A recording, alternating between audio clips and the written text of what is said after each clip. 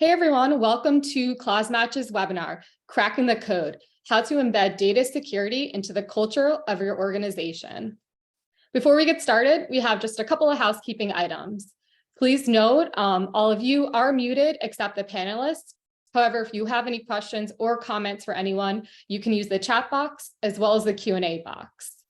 And lastly, if you're looking for a recording after this webinar, we will be sending an email with the slides and the recording tomorrow afternoon. So if you do not receive it for any reason, please reach out to us and I'd be happy to send the recording to you.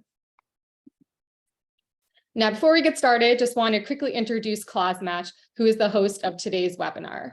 So we are an award-winning regulatory technology company.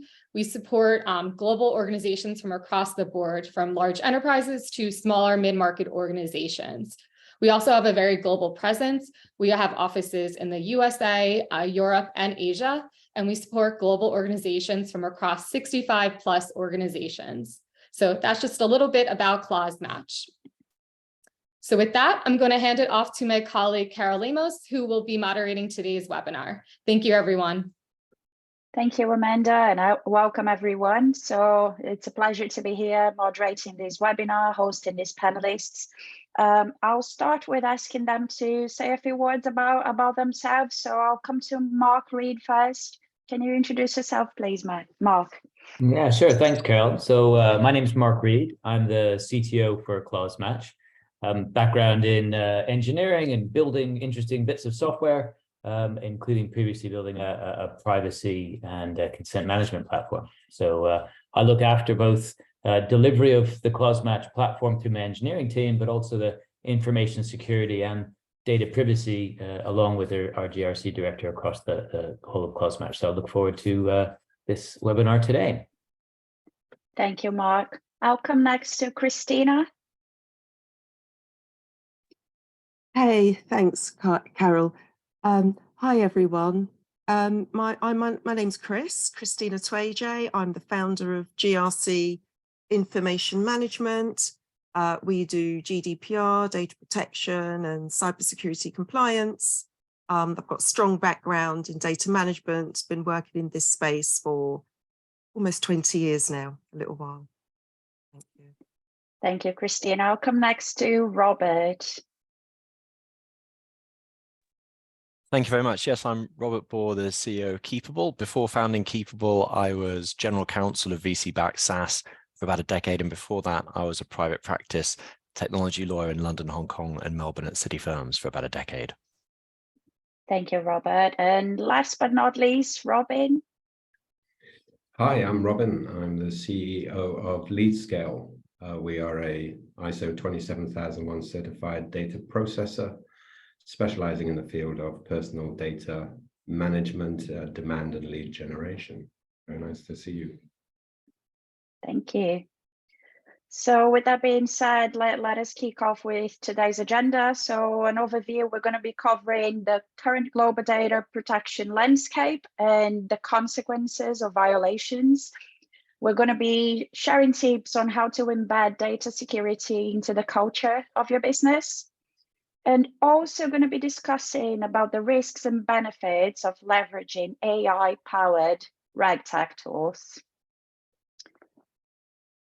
So our first part on data protection landscape and consequences. So my first question goes to Robert. So what changes have you seen after the pandemic from a data protection and security landscape? Thank you. So the pandemic has often been said that it accelerated tech adoption by about 5 years or more. And you guys did a fantastic survey on this as well. And it also spread out the use of RegTech and cloud from the sort of early adopters in finance and tech out to a lot more people. I think so. One is the tech adoption and cloud adoption. And I think the second one is the explosion of ransomware attacks, and everyone's become much more aware of that. I think there was a personal awareness with everyone having to give names and addresses going into pubs and such like, which sounds quite minimal, but I think it really raised the awareness. And in terms of data protection, it's now in every due diligence, investor due diligence, internal audits in finance, vendor due diligence, And we've seen massive fines come through. And obviously today, this week, we've just had the 1.2 billion euro fine, record GDPR fine on Meta.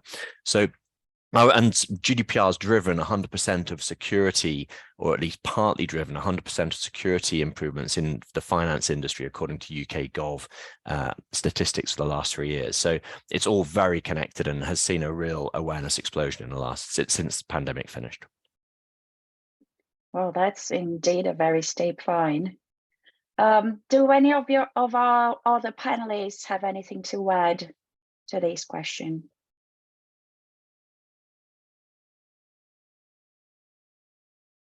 So Robin? Yeah, I'd happily share that. I think another effect of the pandemic and post-pandemic sort of re-emergence is this need to produce security both remotely as well as locally and centrally in offices. So the technology required to enable our staff to work both remotely and in the office, and interoperability, I think as a small business, we found that an interesting challenge, and I don't doubt there are other small businesses have found if you like, and to Robert's point, the effects of the pandemic have been this huge acceleration and focus on how we implement greater levels of security. Yeah, that's a great point. I've actually had somebody reach out to me saying, I'm seeing a few strange IP addresses in your computer. Because I was struggling. Yeah, right. Even just dealing with phishing, you know, when people are working from home, absolutely. in the office, we are, as a business, we're okay at managing the firewall at the office. Yeah, we can't control what each of our employees does with their domestic situation, and so there's serious challenges there. Certainly, implementation of some technology to help us educate and train. At least culturally, raise awareness inside the business. That's been there, and of course we've implemented a ticketing system so that our remote staff can advise us of every incident that they come across. So certainly, yeah, that's a challenging area, just at the human, if you like, the staff level, let alone sort of the larger customer or prospect data protection. yeah, makes sense. Anything else anybody wants to add before I move on to the next question? No, all good? Okay, so our next question is, what do data protection regulations in different jurisdictions look like now, and what can we expect in the near future? So I'm going first to Robert. What are your views on that? Yeah, so I think this is a really cracking point right now, and I know Chris will have a lot to say on this as well. So I'll be quite brief. Basically, the GDPR spurned a massive tidal wave of privacy laws across the world, and influenced them rather. A lot of that tide was still happening, but it's certainly not going to stop, and it's only building. And I think you've got really there's an interesting one about the decision that came out, Schrems 2 in 2020, and today, and this month's decision on Meta. Europe may have boxed itself into a tight corner, and there's a real, while I don't agree with a lot of Meta's arguments on it, I think there's a real problem at the moment between the European data protection view and the view of different jurisdictions like, say, the US, and then you've got data localization because of different laws and the difficulty of transfers. And I think that there's a societal aspect from this. So from regulators, I think there's going to be there's been slightly more harmonization happening in Europe, not a ton of it. I think we're going to see a lot out of the US now with all these new state laws, and also the FTC majoring on privacy. And I think we're going to start seeing some interesting ones out of China as well. But I'll pause there because I know Chris will have a lot of stuff to add on to that as well. Thanks, Robert. Yeah, I mean, I think the main thing to add there, which we all know about, is AI governance. Obviously, Europe has introduced the AI Governance Act. The US are starting to have discussions. The UK are sort of seemingly thinking about it. So it's, for the regulators, it's like, what does all of that mean in terms of data protection regulators trying to manage privacy, trying to manage data security, trying to manage data protection? What does all of that mean in terms of the parallel landscape around AI development, the rapid pace of AI development, and then the kind of complementary discussions around AI governance. It's a complex landscape for data protection regulators to navigate, and for those of us working in data protection and for organisations to navigate too. I'd like to add to those comments, if I may. Of course. And also confessing this is not an original thought of my own, but a thought that was shared with me by an ex-regulator. And what he expressed, which I think is worth everybody considering, is that, and let's take the 1.2 billion fine as an example. There was a time when regulators would approach a breach and they would probably have negotiated a small knuckle rapping penalty quite quietly and quickly with the relevant reprobates, and it would all have been sorted out pretty quickly in a back room. And then with GDPR, what regulators found themselves doing was potentially issuing much larger fines. And when they rolled up to companies like Meta, they were arguably ill prepared for the lawfare into which they were walking, that a company like Meta won't welcome that meeting without having been extremely well briefed and well prepared for what was coming. So the converse of that was that the regulator had to tool up their own legal prowess, their own legal capabilities. I think, and this is my own opinion now, that the Meta penalty demonstrates that regulators are now capable and able to match the legal defense that they will reach or meet when they come to, shall we say, prosecute a data protection breach or a perceived breach. And so looking into the future, there could be a much greater level of confidence from the regulator. My final point would be that for me, and I think for many of us who work in any kind of technology area where we're looking to support our clients managing their data protection, all of the penalties of note to date have been for a breach. They haven't really been yet for a misuse. And so I think that's the next kind of watershed moment for regulation, management, and protection. Is it's not just about safeguarding the data from a hack or an internal breach. It's about whether the data is being used in accordance with the consents, permissions, and purposes for which it's been acquired or obtained, or consented. So that's an interesting area. I think regulators might branch out, Robert, to your point, as the regulations come in different territories and their different flavors. Yeah, it will be interesting to see if the prosecutions are all for data breaches or whether other mischief is prosecuted. Yeah, that's a great point.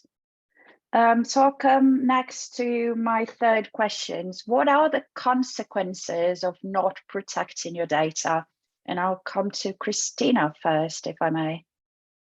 Yeah, sure. So there are obvious consequences that we all know about in the form of fines or some other form of regulatory action along the lines that we've just spoken about. But commercially, a lot of organisations are deeply concerned about the commercial damage to reputation, or the commercial cost to the damage to their brands, to their reputation, loss of customer trust, particularly at a time when there's a lot of discussion around ethical compliance and building trust with customers. So the consequences of a data breach goes way beyond the risk of regulatory action.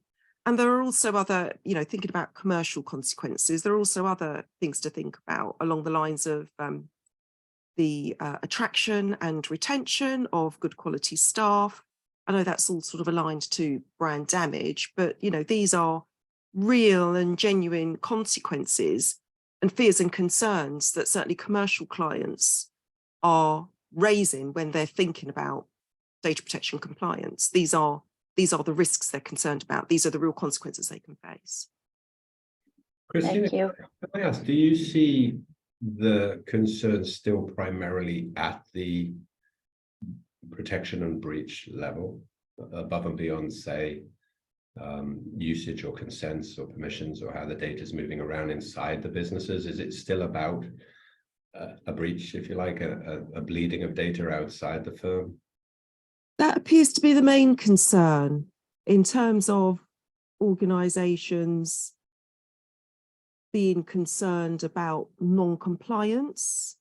It's crudely about the loss of data, the theft of data, being hacked, rather than an insider threat or misuse of data. And Robert, Could I pop in? Because I think actually it's quite interesting.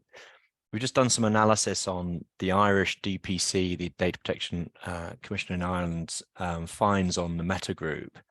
And they've fined an incredible 2.5 billion euros on the Meta Group in the last 3 years.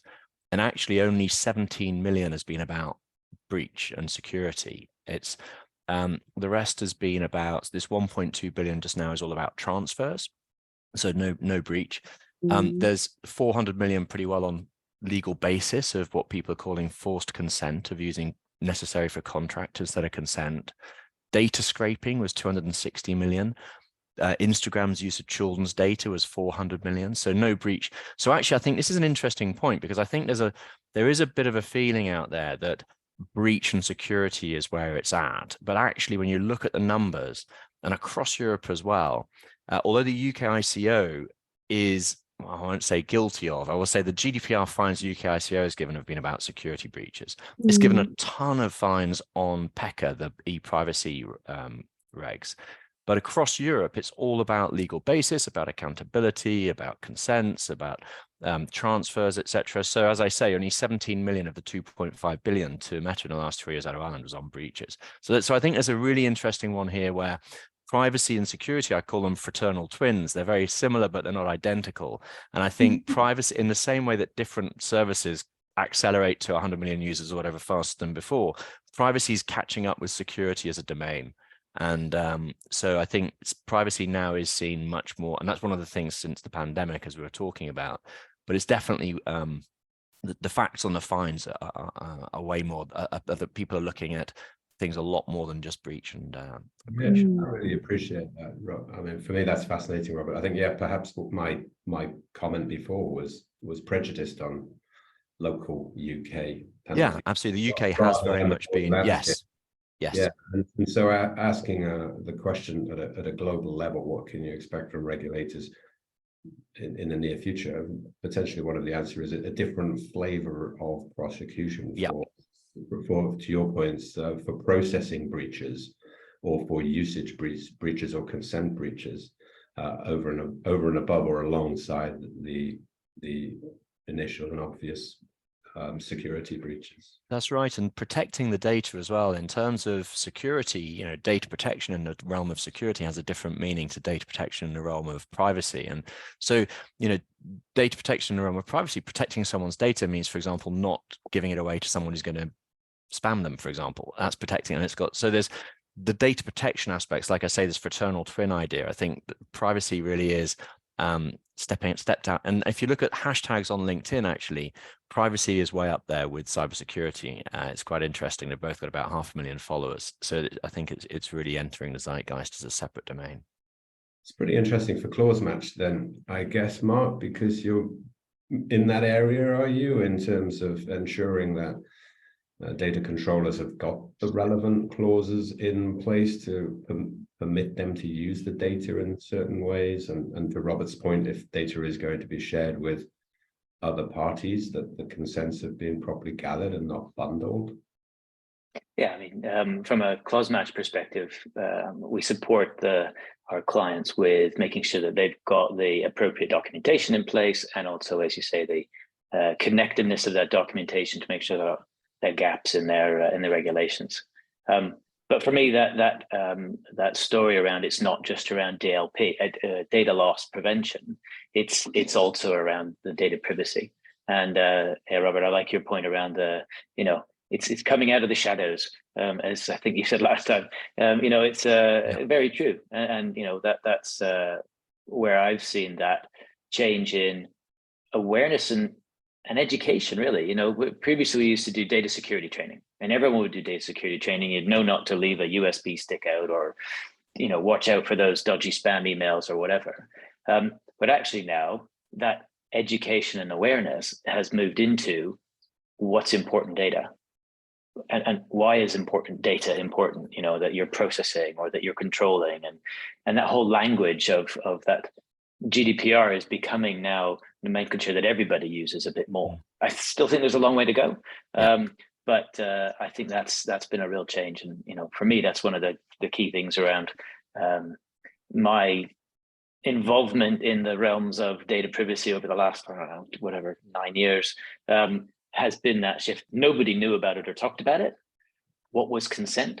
Nobody really cared. To actually, everyone gets it now, mostly around cookies, but everyone gets it now. But we'll see that emergent over time around, it's not just around securing your data from breaches, it's around use of data, both internally and through your partners and sub-processors. And I think that's where, for companies like CloseMatch and all of you guys is, we're our large financial services clients and other, large clients who've got strong regulations that they have in place, they now expect us as potential sub-processors of their data to follow the same guidelines that they have.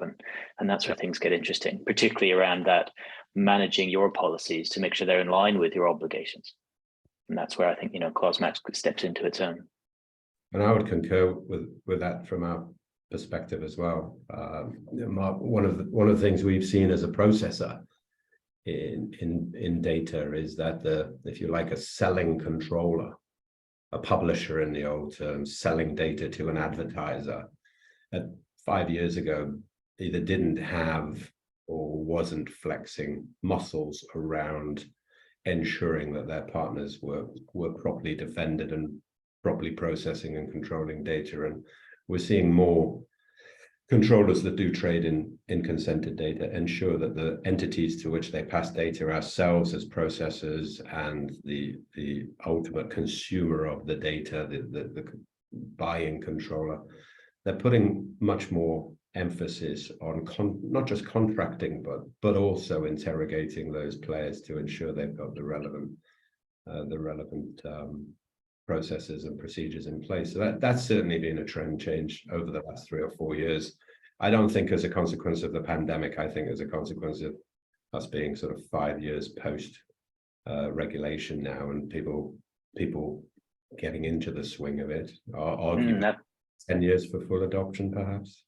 Yeah, absolutely, Robin. Completely agree. That provenance of consent, that's like, I imagine we're going to see a lot more of that, particularly in sharing of data, like you were saying around selling data for marketing purposes. That provenance of the consent that's been provided to allow that data to be shared needs to be able to be tracked all the time, all the way back. At any point in the future, they need to look back at where that's come from and exactly someone's not had the arm twisted legal basis, as you said. Otherwise you get a good slap across the wrist and it'll take some money out of your wallet. Well, I'm delighted you brought that up. That's obviously one of the products that we provide to our clients at LeadScale. So that's very kind of you to bring that up. I hope you're right. I hope you're actually right. I would share this just as a bit of anecdote. When we developed provenance solution to, if you like, to document and evidence the consent upon which you rely, to quote a kind of, or paraphrase a GDPR obligation, we thought we were onto something, and we thought that all advertisers and all sellers of data and would jump on that bandwagon straight away, and been, delighted, disappointed, seriously disappointed at how slowly that's been adopted. But it will be, just speaking more generically, I think it will be interesting to see how that plays out, because again, it's one thing to it is actually one thing to be protecting your data and processing it in accordance with your consents and permissions. It's another thing to be able to demonstrate that should a regulator come knocking or a complaint come. And I don't think that it's enough actually to be doing it, if you like, to be walking the walk and talking the talk. You actually have to then have recorded, if you like, that you've been walking the walk and talking the talk, and show that to somebody outside your tent if they come asking. So that's going to be another interesting piece And tangentially to that, I also think with the mention of cookies, we've just been notified that the cookie consent solution that we use is being decommissioned, right, by the supplier, that they're just pulling out. And I think that is, whilst disappointing, I think that's also indicative that some of the early solutions that have been put in place perhaps haven't been implemented properly. We've all been struggling with these consent layers and cookie banners that have impinged on our enjoyment and use of the World Wide Web. And it'll be interesting to see moving forward how the industry at large deals with that consent management, that provenance, that unbundling, etc. That's a real challenge specifically to the cookie world, and perhaps the solution is that the deprecation of cookies is on its way now. Perfect. Thank you all. Very insightful comments. I feel like we could go for the full hour on this topic and there would still be more to cover. But on the interest of time, let's go to part 2. That is about embedding data security into the culture of your business to reduce risk. So our first question on the topic is, how can organizations avoid a data security breach and how can they prepare afterwards? Can I come to you first, Christina? Yeah, sure, that's fine. Thanks, Carol. So I think we've touched on this to a certain extent, just in terms of the awareness that the pandemic has kind of generated in this space. And it's important to recognise, I'm sure we all know this, there are so many different layers to this in terms of prevention and so many things to bear in mind, physical security, access controls, environmental security around surveillance, technological controls around, protecting the hardware, the software, the platforms, the operating environments, the data, complying with legislation that protects data and, minimises the risk of breaches to a certain extent, your organisational controls around policies. And then there are other things like that we've already spoken about, awareness, understanding the behaviours that might lead to the risk of a breach or a data security incident, and the organisational culture, the extent to which an organisational culture encourages people to be vigilant and speak up when they see things aren't quite right. So in terms of preparedness or prevention, they're just like a few tips. In terms of the management thereafter, it's primarily around business continuity management, just making sure there's a clear documented process in place that people are aware of, people know what to do in the event that something should go wrong, and just holding, and making sure that there's clarity around roles and responsibilities, who needs to do what in the event of a data security incident. Thank you, Christina. Robin, anything to add here? I was going to be slightly controversial in answering this. Insofar as saying, I think one of the healthy mentalities is to say that the breach is unavoidable, and come to work every day and every week with the opinion that the breach is unavoidable. So very much to your point, Chris, is culturally being aware of what next. I mean, of course, yes, we must work to minimize the risks of a breach, and we'd love to eliminate those risks, but they don't seem to be, statistically speaking, something that we can eliminate. So that preparation for afterwards, to the point of having a clear playbook of who's responsible, what are the best next steps, what are the actions that we need to take straight away. Very, very critical. How do you prepare for that afterwards? To some extent, through drills, through,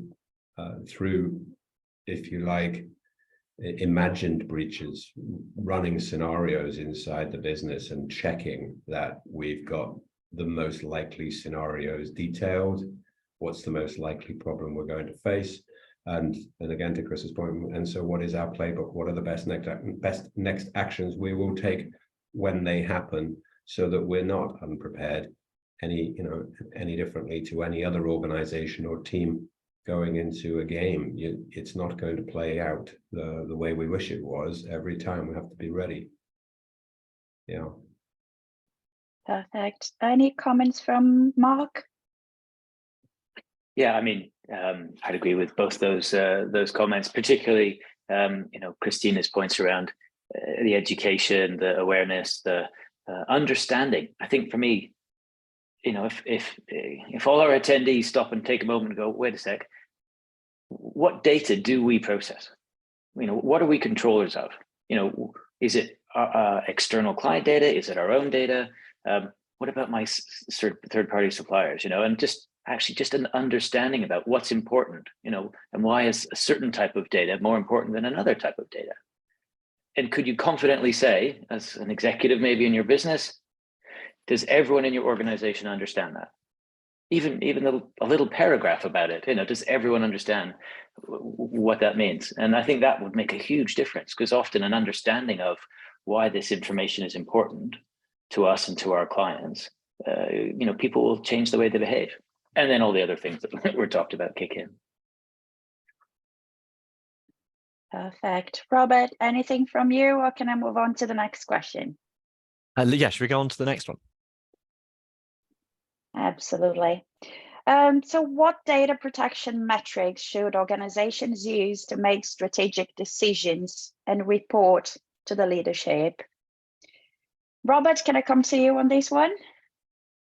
Sure, yeah. So thankfully, we've got some good info on this from the Cisco benchmark studies. There's a fantastic set of data privacy benchmark studies by Cisco every year, and 98% of boards get reported at least one privacy metric now. So if your board's not getting reported a privacy metric, you're in the 1% according to the Cisco's survey, a very small group you want to jump out of.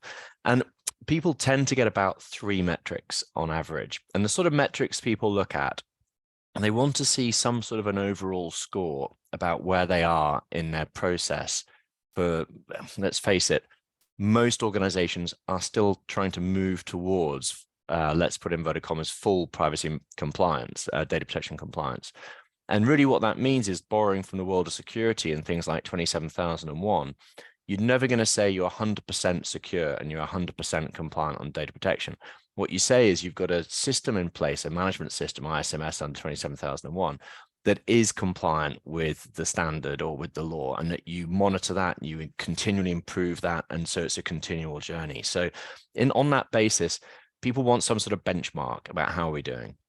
Then they want to say, well, how many breaches have we had and how many have we had to notify? So we've been talking about security and breaches.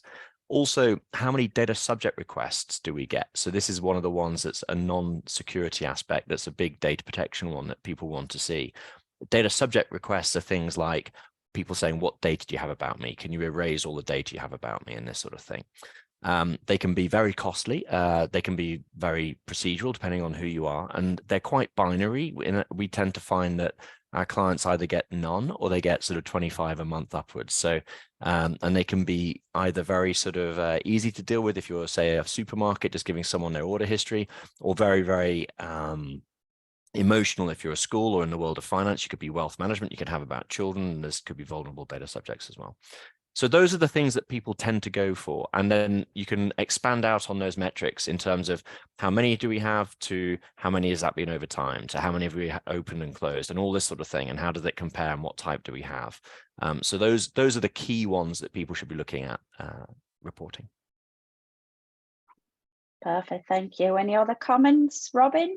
Happy to share. Yeah, as a 27001 processor, and as sadly many days the senior leadership who's trying to understand where we're at as a business against our ISMS, the 14 being controlled, and we adopted 113 out of the 114, if you like, controls in 27001. So, at its simplest, I would like a score out of 113. How many are we currently actively comfortable with where we're at? And how many do we have a remedy in place, or an enhancement or an improvement in place, etc. It's interesting. I don't actually, I would confess, I don't have a dashboard, and I have a visual bias. So this question challenges me to say, well, if I've got 113 controls, why isn't there a little dashboard I can have that I can look at whenever I have a bad night or worry? It would be great. But that's where I would start. I would start with, well, how many controls have I got? At the very least, I don't think if I've got that count, if I don't have that count going on, I don't think I have any count going on. And if I'm not assessing, I'm probably guessing. Perfect, thank you. On to our next question. So how can organizations address supply chain security and privacy risks? Christina, can I ask you that one? Yeah, sure. I was just going to quickly add to the point around data protection metrics, again, from a commercial point of view, which I guess is where the board and exec and the senior management team are at. We like to focus, rightly or wrongly, on the return on investment. So particularly in the retention space, where you cull your data, you're really frugal about the amount of data you store. Very often that cuts down your cloud storage costs, and you're saving money, so you can demonstrate cost efficiencies. So in terms of metrics, that's quite a valuable one for us that we tend to use. So in terms of supply chain management, managing the risks around data security and privacy in your supply chain, and Mark and others have kind of touched on this, again, having a robust supplier due diligence process, a vendor management process, a third-party risk management process, call it what you like, having a documented process in place that holds your suppliers to account. Ideally, you would at the point of onboarding or prior to onboarding your suppliers, you would just ask them to attest to some extent and demonstrate the extent to which they are compliant with key legislation, key regulatory requirements, ask for documented evidence in the form of ISO certificates or even Cyber Essentials, ask for documented evidence around attestation to demonstrate commitment to privacy, data security, data protection. It's these sorts of things, really. And I think Robert sort of mentioned this in terms of the ongoing continuous thing. It's not like a one-stop thing. Even after onboarding, even after doing the initial, supply due diligence, once they are onboarded, there must be a process of ongoing, continuous and rigorous monitoring or assessment, checks and balances and accountability, and, proper mechanisms to pull up suppliers when things aren't going well in terms of data being compromised or security being a little bit slack. Thank you. Does anyone have anything else to add? I would just echo everything that Chris has said. I would add, speaking perhaps on behalf of a few of us on this panel, that you can also automate quite a lot of the privacy controls, the tasks that you need to undertake. So I think one way, in answering the question, that organizations can address the risks is by automating what can be automated, so that they have, to Chris's point, robust processes in place, at least in terms of risk and risk minimization and potentially penalty minimization. Again, being able to demonstrate that there was no negligence. There may have been an error, there may have been a failure, but it wasn't through turning a blind eye or abject negligence. Robust processes were put in place. That would be my echo. We, to your point, Chris, we have and do ask our suppliers to attest, and we have, to Mark's point, implemented this provenance initiative to attempt to get the automated document of evidence of consent on every record that's being processed. That would be our ideal. I've spoken with people in the industry, so I don't understand why I haven't got that automation in place on every record that my firm or company is controlling. So how can they do it? Through a combination of methodology and apparatus, and to the point of the slide, by adopting a culture of reduced risk, by actually turning the culture of the business into I think the point that Robert made, sorry, I think it was yourself, Mark, that made about at least having a paragraph, and that paragraph's read regularly. You know, it's again, it's not, to Robert's point, a paragraph that's read once on in your onboarding doc, you know, when you first join a company, but perhaps you're forced to return to some of these principles frequently. Yeah, I think that's all. I agree with what everyone said, and I think the bit I would do here is separate out security and privacy, because they are separate. There is an overlap. Security is one of GDPR's 7 principles, but so we like other speakers have said, we we always have to demonstrate our own supplier validity to our customers. So we go through all this the whole time, and it's quite interesting seeing the questions people ask. I think it is worth for companies doing an audit of who are the suppliers they've got from a non-personal data and from a personal data point of view, trying to reduce those down, trying to reduce the data lake is a very good point about, you know, the less data you have, the less chance of a breach and the less you have to search for DSR and all this sort of stuff as well. So audit first, really try and reduce it down, and then really look at what is the security issue, what is the privacy issue or other issues, and then try and deal with those, as everyone said, on an ongoing basis. Perfect. So I'll now move on to our third and final part of the webinar, which covers AI-powered RegTech tools. So my first question is, what role does RegTech play in mitigating data security risks? Robin, can I come to you first?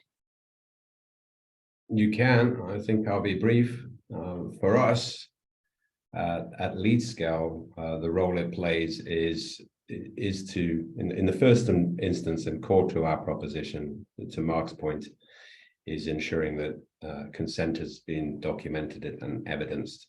To Robert's points, when we're looking at privacy, we're certainly keen on separating out consent from permissions, from purposes of making sure that's clear, and other specific, I suppose, functionality within RegTech is also potentially running clocking on data and auto deletes on data if it's not being used for certain periods of time. So there's a number of different roles, but predominantly from our point of view, the top line, I would say, is automation. It is not, I don't believe, realistic to manually mitigate all of the security risks. So you have to automate as much as possible, and certainly the bigger you are. That makes sense. Robert, any thoughts on this question? I think automation is definitely something that you need to bring into play, and different tools. I think one of the aspects is the question is about RegTechs, and I think RegTech's an interesting definition within the world of finance as well. So a lot of security tech might be outside RegTech, for example. So I think the RegTech ones as well could be about ID. There's a lot of ID aspects in finance around identity, who you're dealing with, and that can lead to a lot of security risks, also a lot of privacy risks. And there's a lot of dashboarding going on, actually, to Robin's point earlier. There's some fantastic, I'm happy to talk to you later on. There's a lot of dashboarding products around, you know, bringing these sort of insights out. And so I think, as Robin said, you know, seeing what they are more easily means that you can take action against them. And I think also you want to see the wood for the trees. So you don't necessarily, you want to see as few as possible and be able to dive in to more detail. Thank you. Christina, any thoughts? No, nothing to add. I completely agree with everything that's been said before by both Robert and Robin. Automation is helpful, you know, in terms of efficiencies, saving time. Yeah, and RegTech is a growth area for sure. Mark, any comments? Oh, the only bit I'd add was exactly that, you know, around that kind of continuous monitoring and auditing. You know, and really, for me, if you take it all the way back to the beginning of the flow, you know, how it connects to the regulations. So flowing from the regulations and the things that you need to comply with, all the way down to, you know, the continuous monitoring and detection.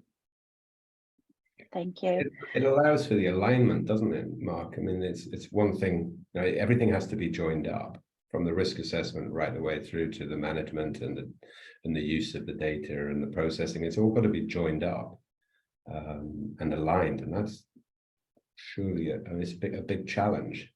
I for one just don't know how anybody would achieve the mitigation of data security risks without some leverage of the technology available today. Definitely. And now to one of the hottest topics at the moment. From a data protection standpoint, what are some of the key risks and benefits of leveraging AI-powered tools? So AI is the hottest topic of the moment. So what do you guys think about it? I'll dive in with one, which is kind of an obvious one, which is, you know, at the moment, one of the risks of our shiny new large language model AI powered tools that everyone's, you know, excited to use is the data leakage side of it. You know, where's that data that's been consumed? How is the generated, you know, articles or reports or whatever that you're now using? How is that going to be used? So that flow of information and really being aware of, you know, where is your AI model coming from? You know, ChatGPT being the news of the day, but it doesn't have to be just that one, right? Any AI generated model, where's your data coming from? And do you have the necessary permissions, etc., to use it? And then also, once you've generated something, how are you, where's it going? And where's the attestation of where that data is coming from? You know, I've generated it over here and I'm going to use it over there. And particularly, I know the one that's obvious is around decision making, and you get a lot of large companies wanting to drill into the detail. But I think it's the other and new that these large language model AI type tools are going to, you know, bring to the forefront.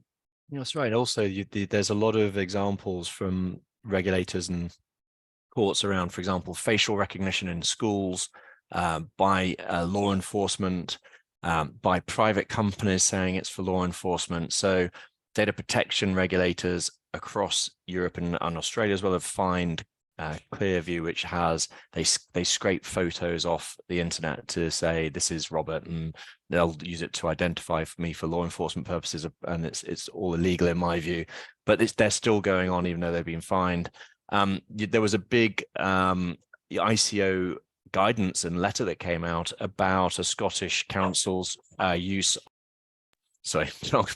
Scottish council's use of facial recognition in schools.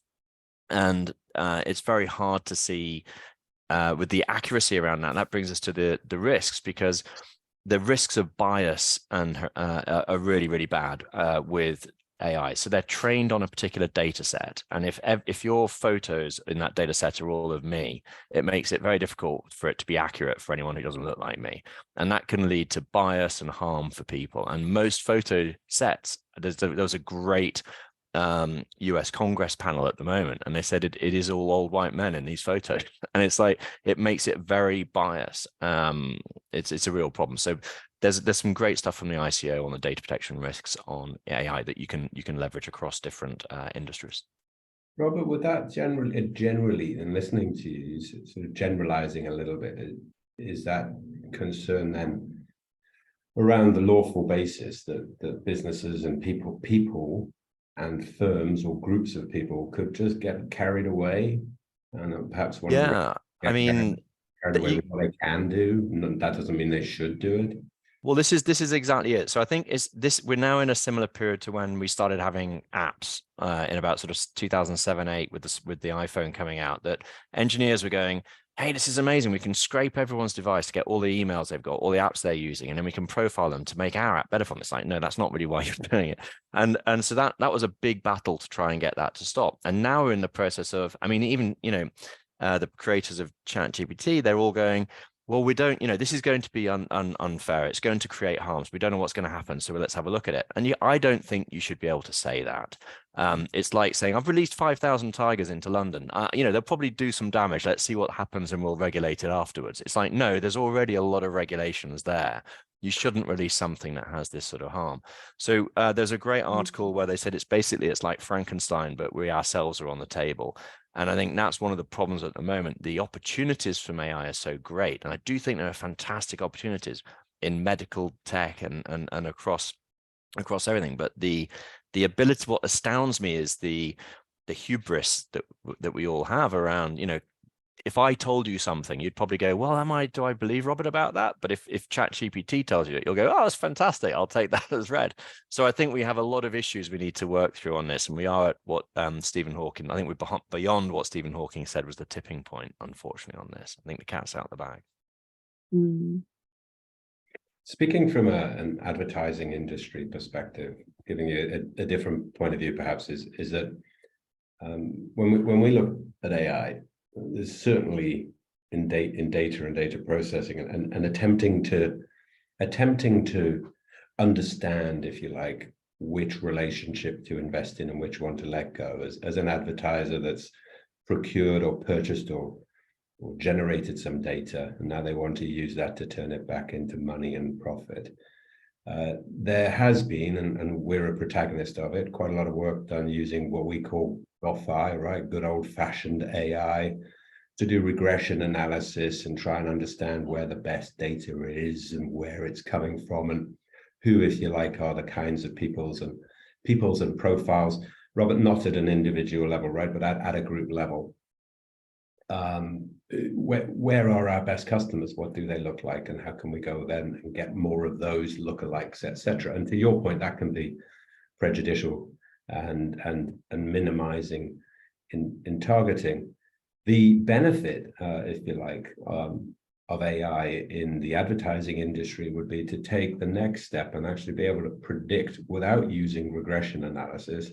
In a funny old way, to start predicting your best next customer, your best next audience, your best next advertising investment.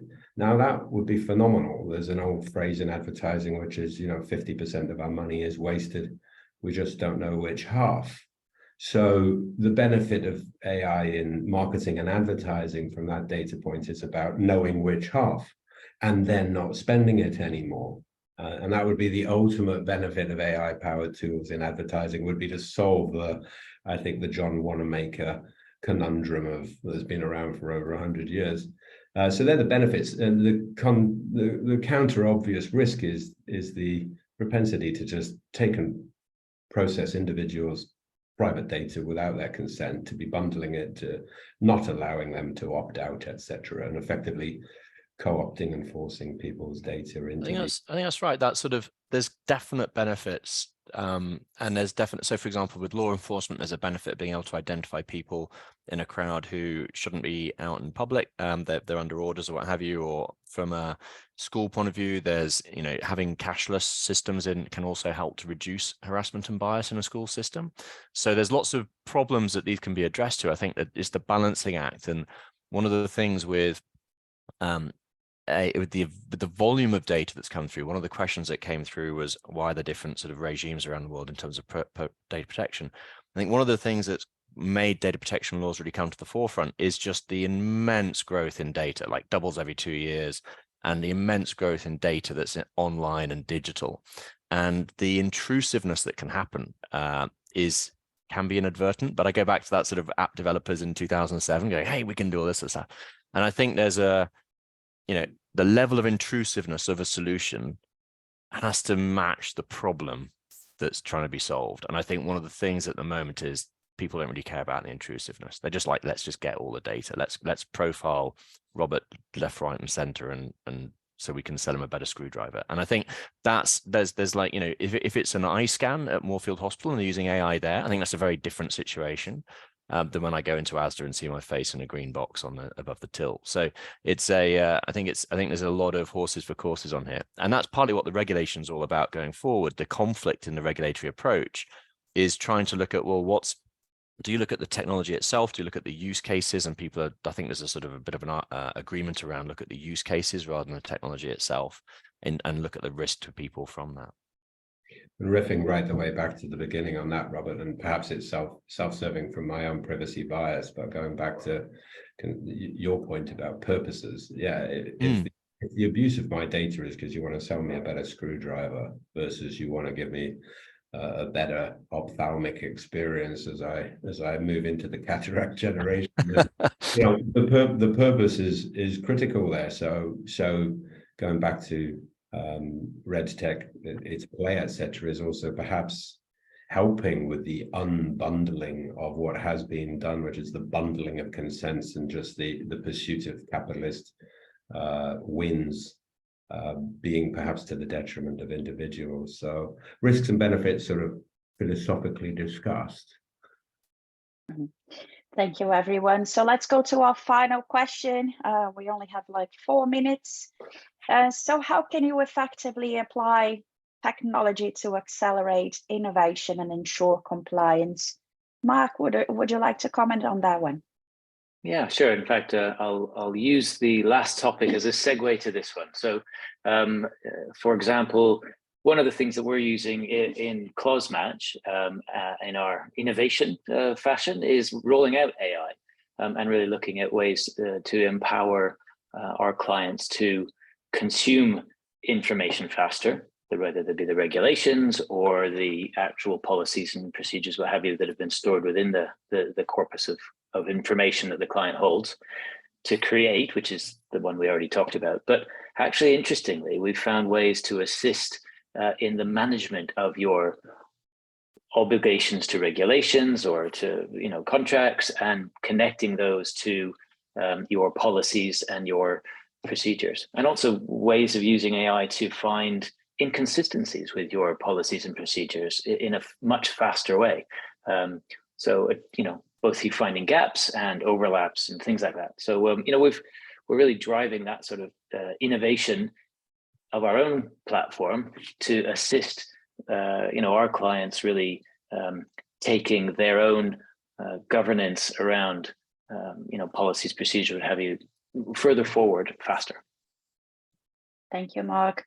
Any additional comments on this topic, Robert? Just a quick one. Actually, the accelerating innovation is one of the in these Cisco studies, which I do recommend. They say there are 6 main areas that they track in each year about where people have insignificant or significant benefits in the organization, and over 75% get significant or very significant benefits in 6 key areas due to privacy investment, not security, privacy. And one of them is accelerating innovation, which is quite surprising because a lot of people go, well, if I do GDPR properly, I'm not going to innovate. And actually, they 75% get very significant or significant benefit in accelerating innovation. So I do think that security, privacy, and across the whole realm, be it from consent through to firewalls, through to management, through dashboards, etc. I think accelerates it helps people see the wood for the trees. It helps people do deep dives when they need to. It automates as much as possible to free us up to ensure that we are aware about compliance and we can plug those gaps and keep moving it forward. Perfect. So in the interest of time, I think we're going to wrap up for now. I'd like to thank all of you for joining us today. It has been really insightful. I hope you have enjoyed as well, and thank you all. I thank also our attendees. Just as a last message, we have another webinar coming up next week. So this one is going to be focused on the DOJ's updated guidance. So if you're interested, just scan the QR code in your screen, and I hope to see you there. Thank you, everyone. Thank you. Thank you. Thanks very much.